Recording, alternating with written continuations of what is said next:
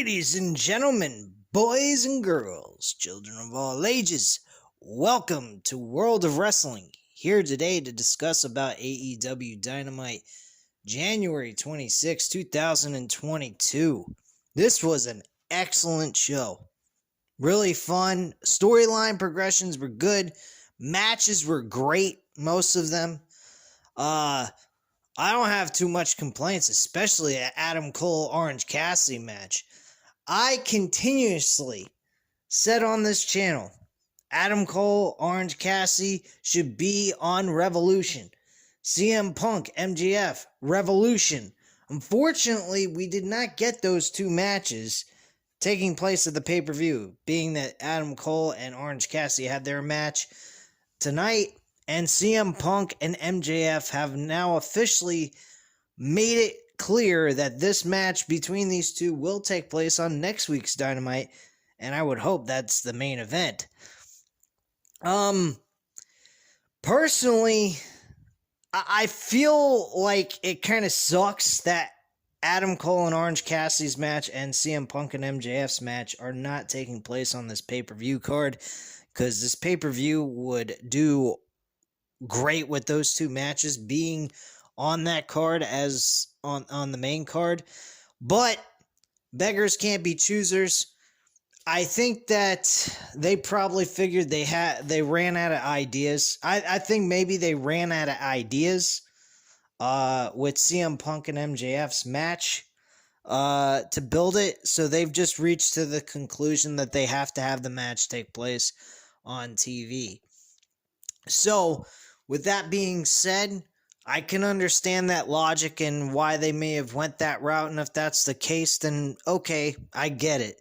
I mean, it is a long period of time to continuously come up with good stuff to make the show continue to go forward with the storyline progressions for those two men, with MJF and CM Punk.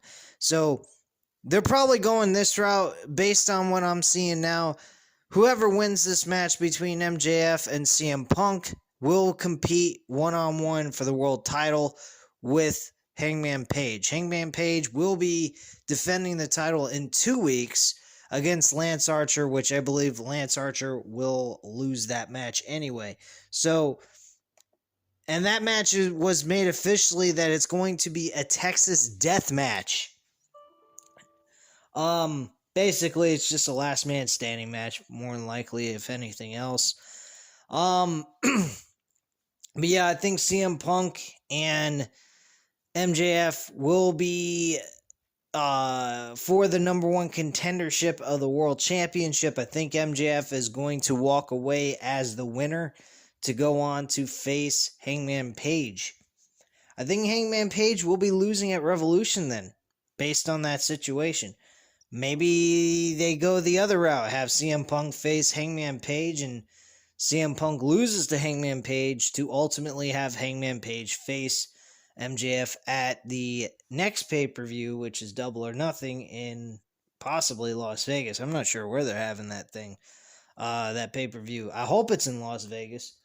That's the proper place for it to take place anyway, in MGM Grand, which I thought the very first pay-per-view they did it looked great in front of that crowd, and I hope that's the actual arena that they want to go to every year for Double or Nothing, as long as we can have fans in the audience, which I don't see why they won't. I mean, things don't seem to be,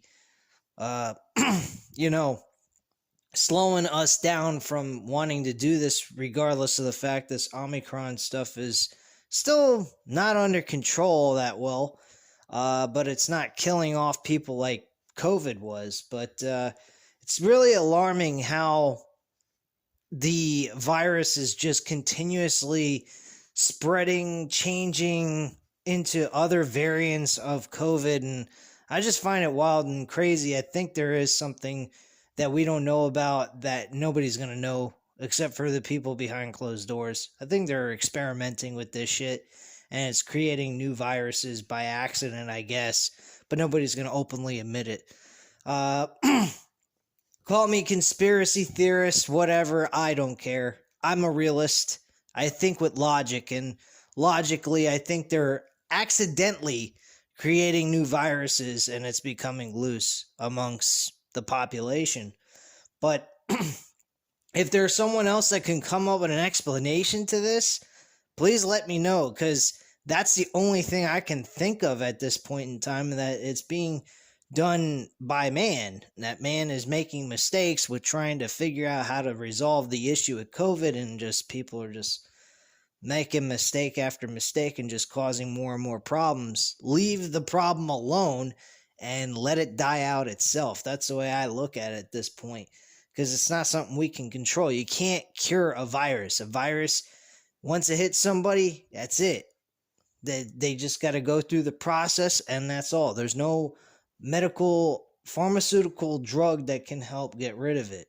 So, but enough about that. I don't want to get it. I don't know how the hell I got into that, except for the fact that we was talking about the MGM Grand and how things could possibly change, but things don't seem like they're changing all that much, even though we're having problems with this Omicron stuff. But hey, whatever. Anyway, let's get into AEW Dynamite and go over what took place. The very first match on this card was actually Sammy Guevara versus Cody Rhodes for the TNT unification match to crown the undisputed champion. My thoughts on this match was not bad. It was a really good match. Fuck, not bad. What am I talking about? It was a really good match. Possibly a match that could have been the main event, but hey, Adam Cole and Orange Cassidy did a good job in their match as well. So it's very competitive which one you could have put as the main event. But quite frankly, I have no complaints on either one of those two matches, because both of them were main event quality. So I'm not going to bitch or moan about that. But what I will bitch and moan about, and I told this to my friend Matt87 Eagle, and he said, why didn't you just stop bitching and moaning, man? Really, just stop complaining. It is what it is, you know? And I'm like, dude, I'm not complaining about the match. The match is great, but there's one small freaking problem. It's like a Charlotte Flair reign. They give Sammy Guevara the title after he beat Miro. Then he loses the title to fucking Cody Rhodes on a Christmas special show on Rampage, and then wins it back immediately afterwards. Where did Cody Rhodes gain any kind of, prestige by carrying the title? There was none.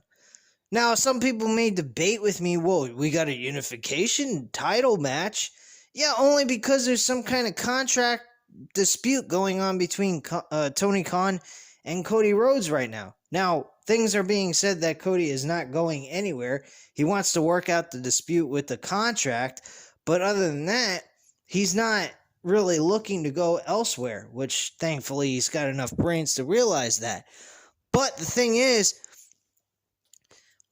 why would you give a title to Cody, who is not exactly, he's won the title multiple times. Multiple times. He's won it twice before his third reign. So why does he need to win it this time? I didn't understand that to begin with. I was even scratching my head when they had Cody beat Sammy Guevara for the title on the Rampage Christmas special.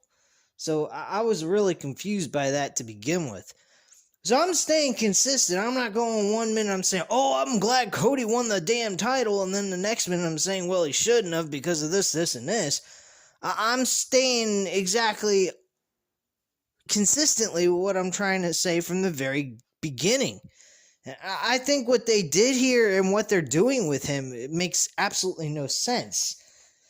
I don't know if they were having contract dispute issues with him and they couldn't come to an agreement before they made him the TNT champion. I've seen TNA do this before. They did this with AJ Styles with the TNA World Championship back in 2013. They crowned him as the champion. They were having contract issues at that point in time.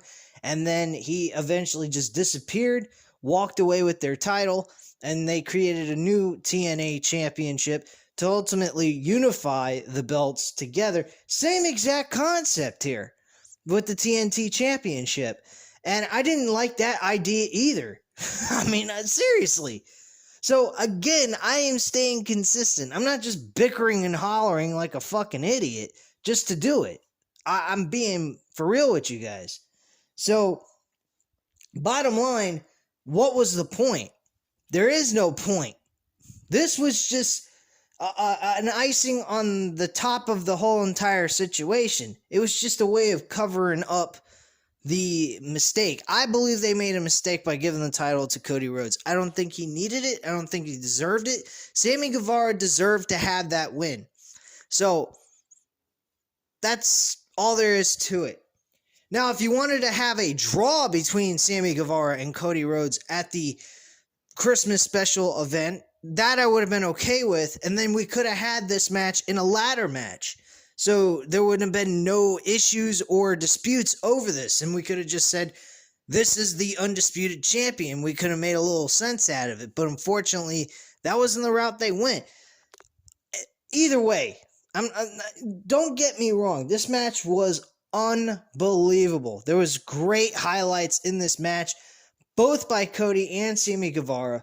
I mean, there was a fucking swanton bomb by fucking Sammy Guevara, acting as if he's Jeff Hardy, which I think, folks, that might be a little bit of a sign that Jeff Hardy is on his way to AEW in the near future. So keep an eye out for that, because he actually did do the whole with his finger in a circle around his the side of his head type of thing, saying he's crazy. So that's usually what Jeff Hardy used to do back in the early days in his career. So let's be real, guys. That is a sign that Jeff Hardy's coming to AEW. No doubt about it. And so we had that. Then we also had Sammy Guevara do a leapfrog over the ladder and hit I guess you could say a diamond cutter, or I'm going to say a diamond cutter, but it looked like an RKO. I think Randy Orton would have been really proud of the guy because he nailed it picture perfect, man. He fucking laid him out like a ton of bricks. He also hurt himself in the process. And then we had Cody Rhodes do the crossroads from over the top rope, or not over the top rope, over the while they were on the ladders. He did the crossroads and then laid him out, and that was one of the highlights for Cody. The rest of the match was just your, regular, ordinary, decent wrestling that took place that was very entertaining, and it had some similarities to a Razor Ramon, Shawn Michaels type of thing over the Intercontinental Championship, which I kind of enjoyed. But at the end of the day, logical sense, logical reasoning, didn't really like the way this all took place. I'm just sticking to that. If you guys want to debate that with me, I'm okay with it. But at the end of the day, I'm staying consistent in what I'm saying. So I'm not changing my shit with you guys. I'm not just BSing you for the sake of BSing you, Anyway, so we had that. We also had Wardlow defeat James Alexander and Elijah Dean in a 2-on-1 handicap match, which was pretty much a squash match. He looked like he was fucking Ryback in this situation. And I'll tell you what, folks, Ryback. Fuck Ryback. Wardlow is seriously looking as if he is becoming AEW's version of Batista. If you don't remember, Batista working within Evolution, he started in 2004, started gaining some popularity in November of 2004. People were having a lot of interest in him, and what the fuck? My computer just went blank on me here. Oh shit. Alright, anyway, I'll try to figure it out once I get... Okay, everything came back up, thank goodness. Anyway, Batista in 2004 in November, he went ahead and he started gaining some popularity with the crowd, and he slowly but surely by WrestleMania 21 turned into the babyface for the WWE and became World Heavyweight Champion. Boy, my computer's acting really strange.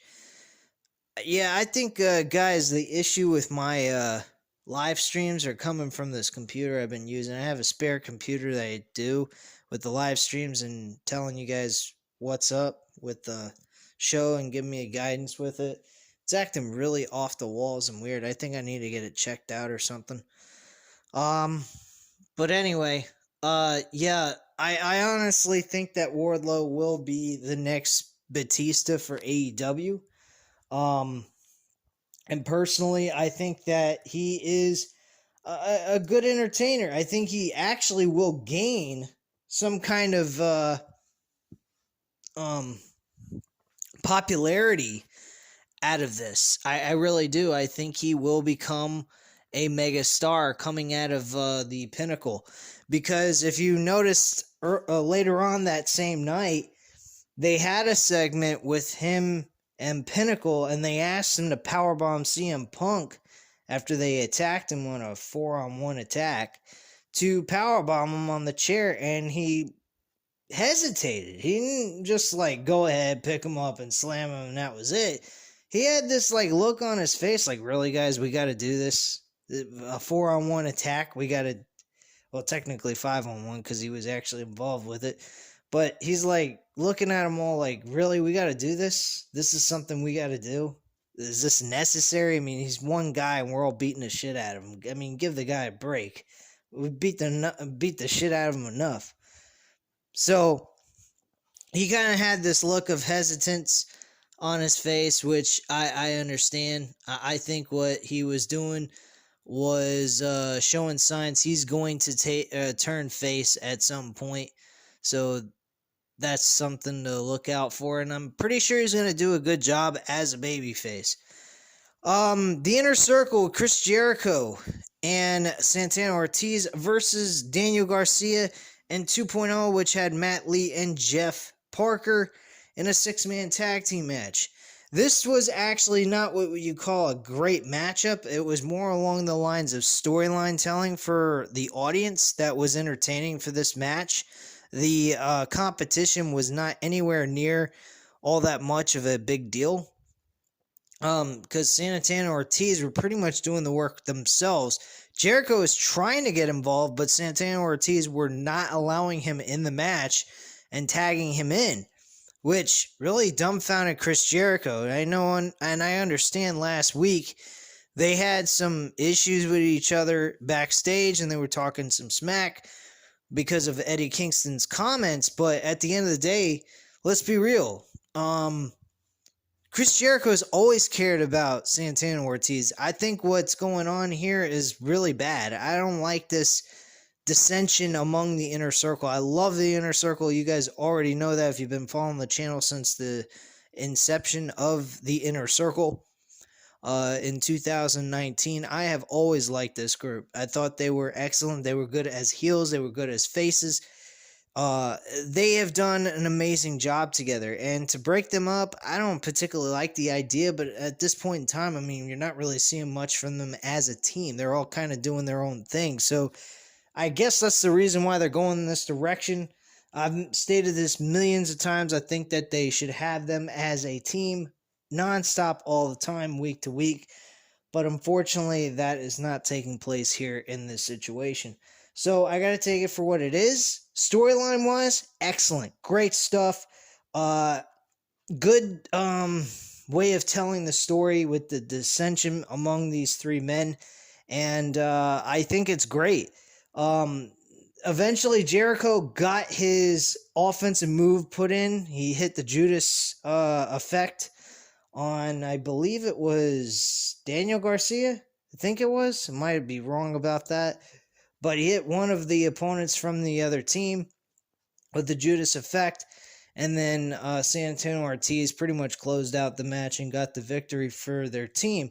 Unfortunately, at the end of it, Jericho was pretty upset. He was walking backwards up the ramp, and he gave them both the middle finger, and that was pretty much that. And Jericho said, I don't understand you guys, whatever, so fuck you. I'm done with this shit. That's what I think what I got from hearing him talk, or at least, seeing what he was saying based on his lips. It sounded like I'm done with you guys or some shit. Um, Kind of sucks, but it's kind of interesting. It might be cool to see Jericho on his own again, see what he can do. Uh, get a change of pace here with Jericho as an individual. And I don't know if he's going to be a heel or babyface. This is really hard to tell. I mean, to be quite frank with you, I mean, either way you could go with this. I mean, neither one is really, screwing over the other. It's just they're having like a disagreement with each other and just kind of having, issues with one another. Pride and Powerful want to become the tag team champions, and they think by being with Jericho, they haven't accomplished that by being with Jericho. So they're getting this in their heads that it's him and not really them. I kind of think that is fucked up, personally. I think what they're doing is really wrong. It's not Jericho's fault that they haven't succeed. He's wanted them and everyone on the inner circle to succeed. So all this is just being stemmed by Eddie Kingston starting trouble from within. This is going to lead to Chris Jericho and Eddie Kingston at Revolution. Guarantee you that's going to happen. It's going to get Jericho fired up and pissed off at Eddie Kingston because he separated his friends from him. He considers Eddie Kingston. He considers Santana Ortiz as his best friends, along with Sammy Guevara and Jake Hager. So his attitude is, look, man, you fucking instilled bullshit in their heads, making them think that they are being held down on account of me. I'm not holding them down.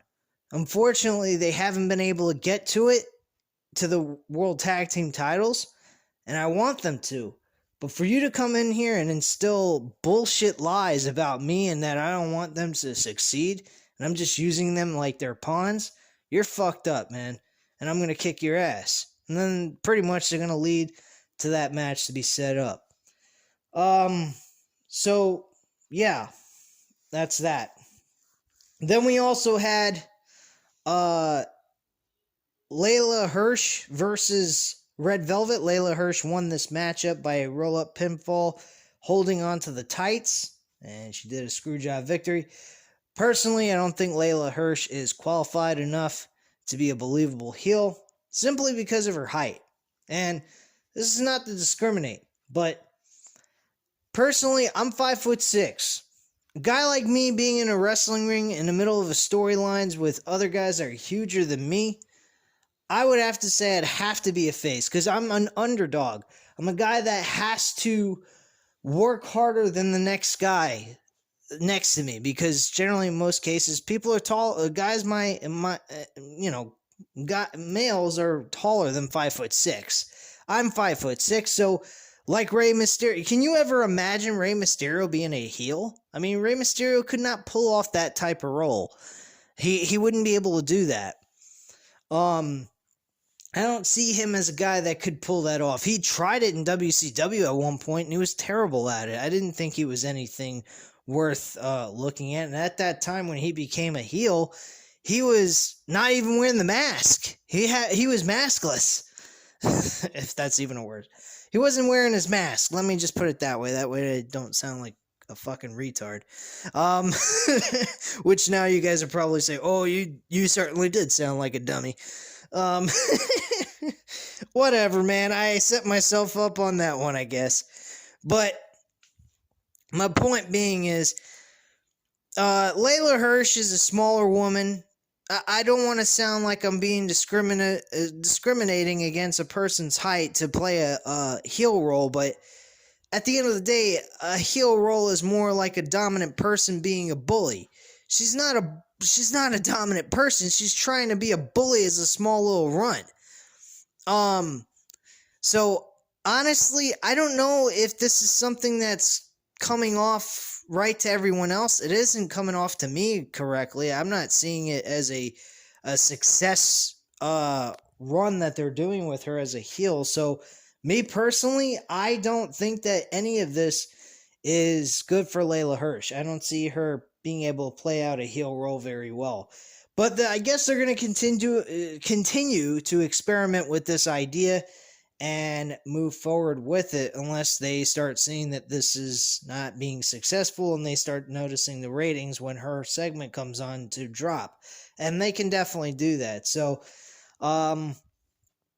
that's definitely something to catch your eye out for. Anyway, moving on to the main event, we had Orange Cassidy and Adam Cole in a lights out match, no holds barred type deal. And this was a great match. The ending of it was unfucking believable. One of the things I really enjoyed that showed a lot of intelligence by Orange Cassidy, definitely making up from the last match they had, where he basically stared off into space and was looking at, trying to remember, I think it was Britt Baker? Trying to remember who the hell it was. Yeah, I think it was Britt Baker who tried to help out Adam Cole. She was staring down on the floor. He was staring down at the floor to make sure she was okay, and he kind of stared in shock for a very long period of time.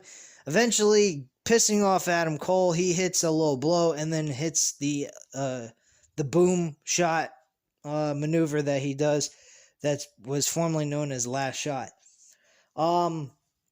So here in this matchup, he did something that blew me away.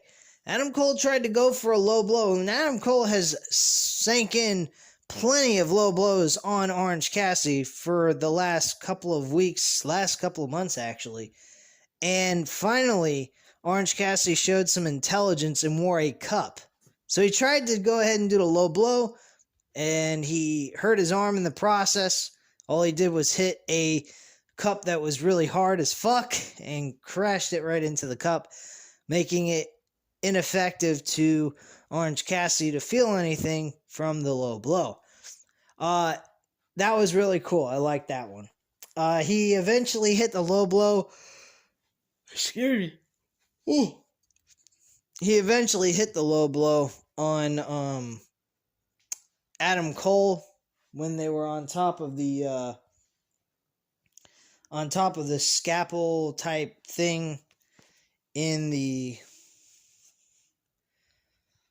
Okay. Anyway, they were on top of the scalpel type thing nearby the Titantron, and after he hits the low blow, he kind of does like some sort of side effect maneuver, and they go right through the stage. Of course, there's padding underneath it and everything to soften the blow and everything.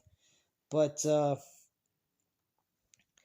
anywho, from that point on, they go ahead and I'm losing concentration.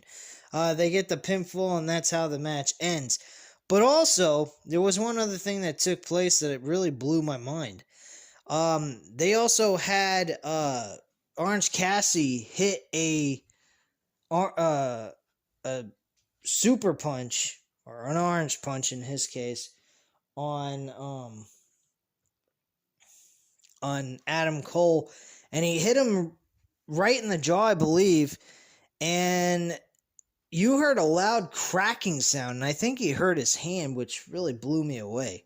But yeah, that was a really, really good match and a lot of fun to enjoy as the main event. So I had a blast watching these matches and so forth. Let me go over with you guys these segments that I remember off the top of my head. One of which was with CM Punk and MJF. MJF was called out by CM Punk. He said, "You guys are probably tired of me talking, aren't you?" And they go, "No." He says, "Well, guess what? I am tired of talking. There ain't much more to talk about here at this point.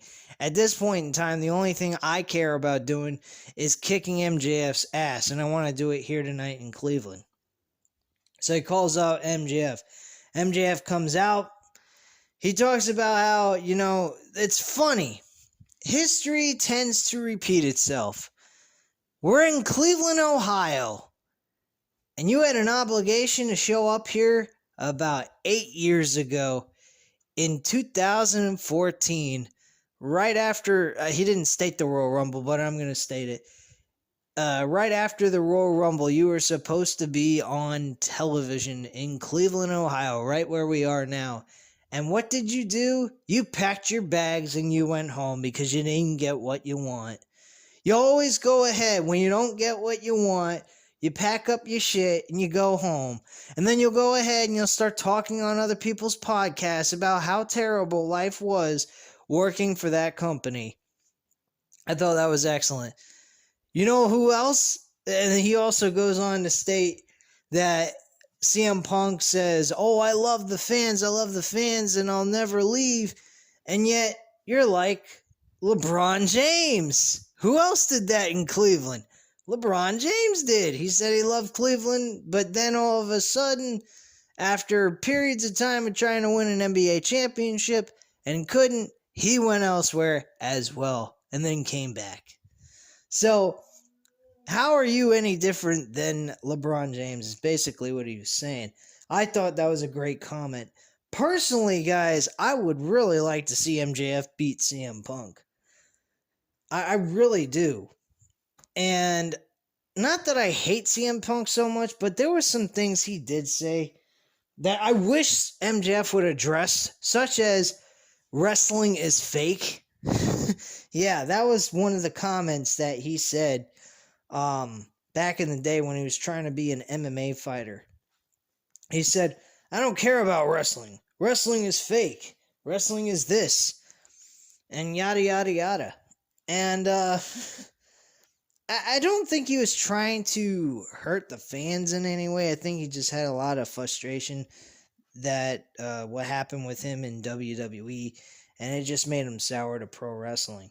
So I don't take it so personally, but at the same time, I mean, come on, man. Wrestling made you who you are. You think UFC would even fucking look at you and put you in a pay-per-view fight?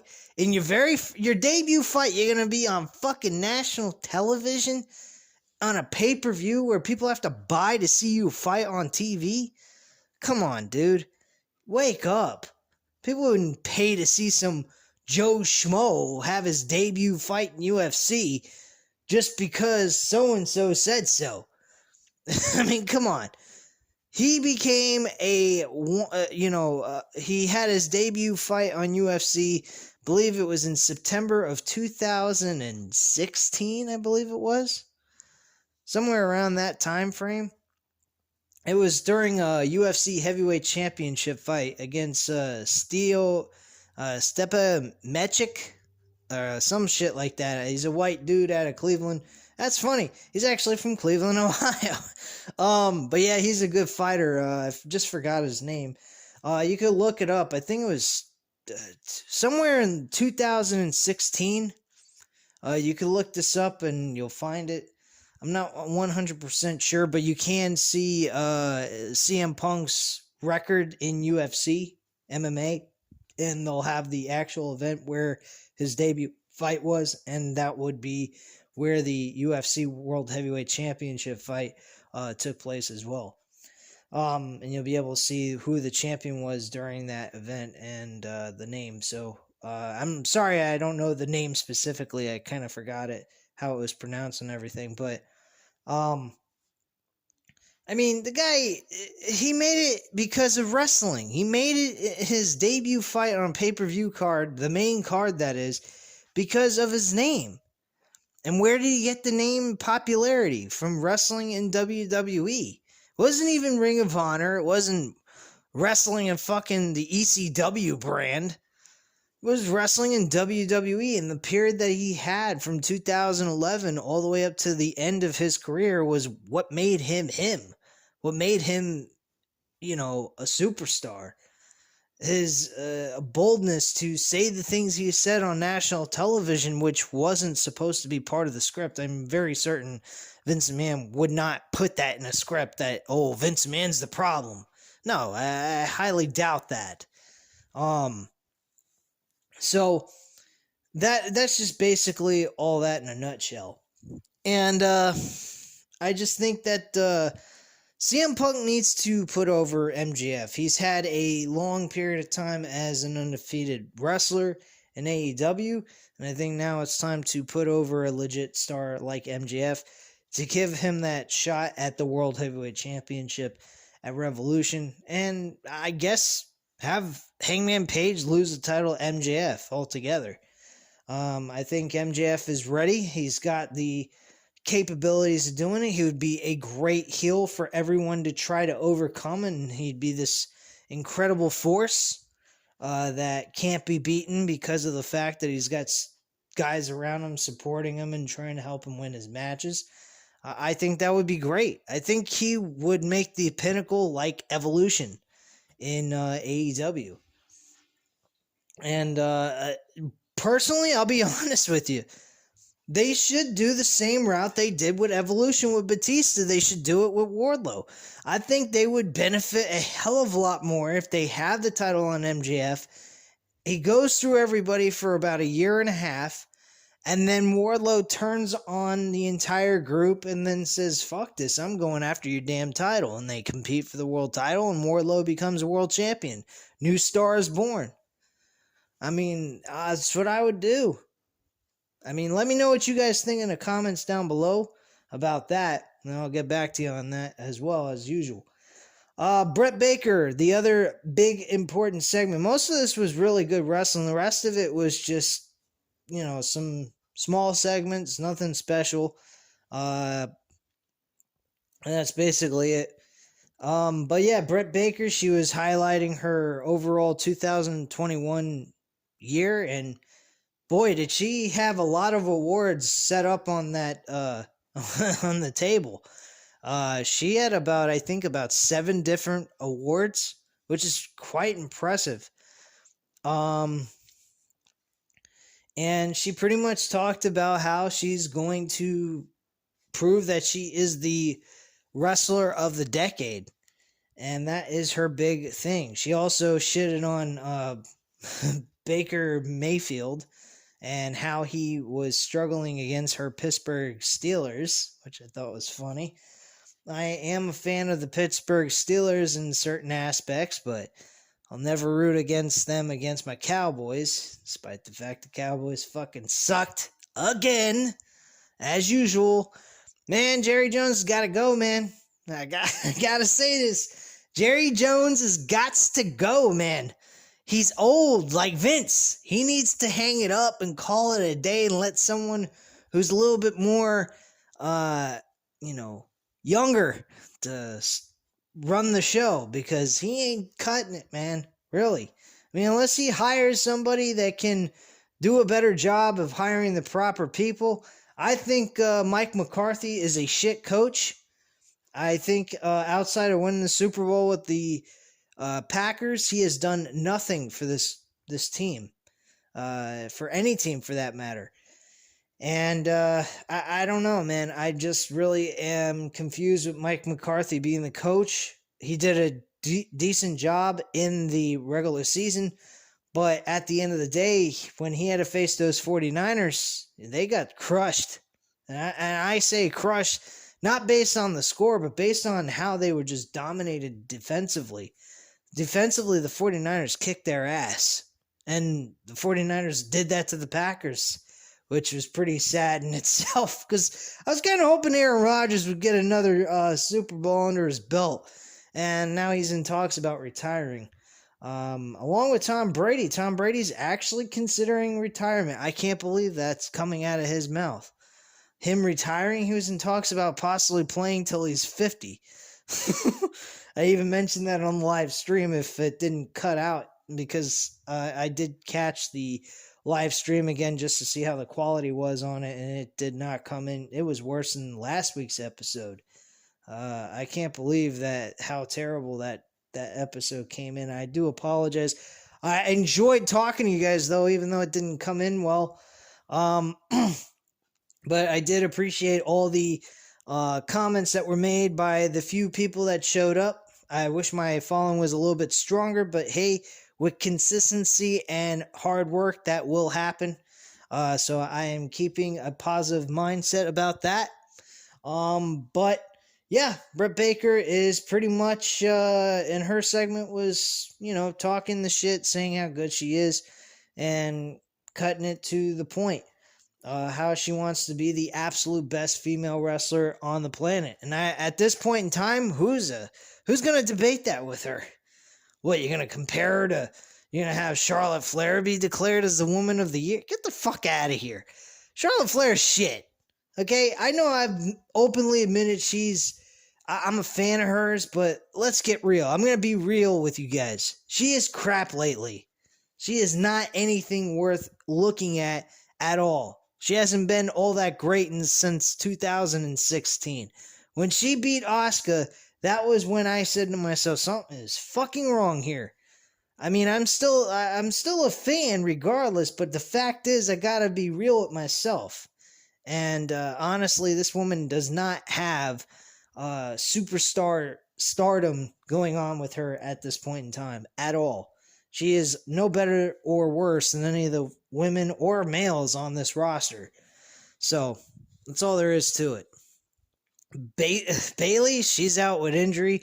She's about the only woman you possibly could say you can debate with me on being possibly slightly better than Britt Baker, especially wrestling ability. Excuse me, I'm getting tongue-tied. Wrestling ability, I would say that Bailey is a far better wrestler than Britt Baker, but as storyline progressions go, like mic skills and everything, Britt Baker's got it all over her and beats her ass in that. Becky Lynch, man, don't get me started with her. She's absolute crap. Her ass is fucking garbage beyond belief. So, yeah, I'm straight up. Britt Baker is the best superior woman in pro wrestling right now at this point in time. For her to be a decade best female wrestler, she's going to have to put a lot of work in. And she may actually do it. You never know. She's got a lot of years in her. I'm pretty certain. I don't think she's but maybe mid-20s, possibly. Maybe mid to late 20s. Who knows? But she definitely has a lot of time on her hands that she can accomplish this. Yeah, the females in WWE have no way in hell of catching up to her except for maybe Bailey. And Bailey might surprise some people this year. She may actually become the female wrestler of the year. But that's the only female out of the bunch I actually can consider. You may bring up Sasha Banks, but Sasha Banks, with her status with WWE, one minute she's there, the next minute she's not. She's injured, she's not, she's this, she's on and off all the time. And she's always put in these horrible situations. Not that it's her fault, it's WWE booking, of course. But I'm not even going to get into that. That's a totally different story. But anyway, guys, that is pretty much the overall review of the show. So you know what to do. Hit the like button if you like this video. Hit the subscribe button, of course, if you're not already subscribed to the channel. And leave a comment down below. I'll definitely get back to you on that. And I thank you guys very much for watching. Have a great night, guys. Bye.